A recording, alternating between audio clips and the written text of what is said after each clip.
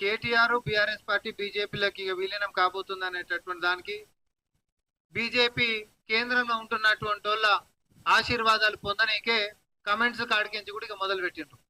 ఎందుకంటే రాజీవ్ గాంధీ గారన్నా కాంగ్రెస్ పార్టీ అన్న పడనటువంటిది బీజేపీ ఎక్కువ ఉంటుంది.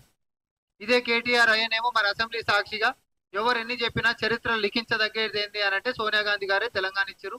కాంగ్రెస్ పార్టీ చరిత్రలో మిగిలిపోతుంది. సోనియా గాంధీ గారి పేరు శిలాశాసనం. ఇది ఎవడు కూడా ఎన్ని చేసినా అది మర్చేటటువంటిది కాదని వాళ్ళ అయ్యే చెప్తాడు.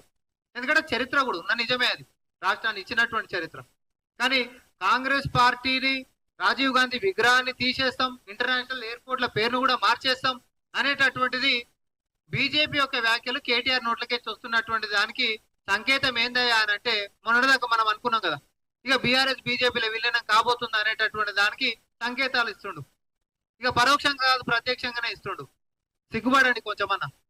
తెలంగాణ ఇచ్చినప్పుడు ఆ యొక్క మహాతల్లి కాళ్ళ మీద మీరు పడ్డప్పుడు ఆ రోజు ఈ యొక్క జాతి ఆత్మ గౌరవం అనేటటువంటిది ఇచ్చినటువంటి దానికి కృతజ్ఞత లెక్క మనందరం మనం చూసినాం. కానీ ఈరోజు అహంకారం పెరిగి అహంకారం ఇదే తెలంగాణ ప్రజలకు నచ్చక నిన్ను ప్రతిపక్షంలో కూర్చోబెట్టినా కూడా ఈరోజు కళ్ళకాడు ఉంటున్నట్టు ఇక నడినెత్తిన ఎక్కి ఈరోజు అహంకారంగా నువ్వు మాట్లాడుతున్నావు.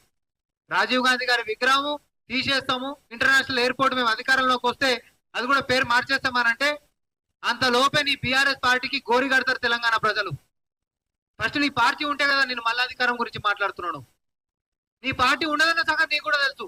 నువ్వు బీజేపీలో పోతావు కాబట్టి ఆయన గిట్టాలని రిక్వెస్ట్ చేసుకొని చేస్తా సార్ చూడండి నేను కూడా మీ లైన్లోనే మాట్లాడుతున్నా అని చెప్పి ఈరోజు ఏదో వాళ్ళ యొక్క ఇంప్రెషన్ గొట్టనికే చేస్తున్నటువంటి వ్యాఖ్యల కిందికి మేము చూస్తున్నాం. అసలైన తొలి వెలుగు.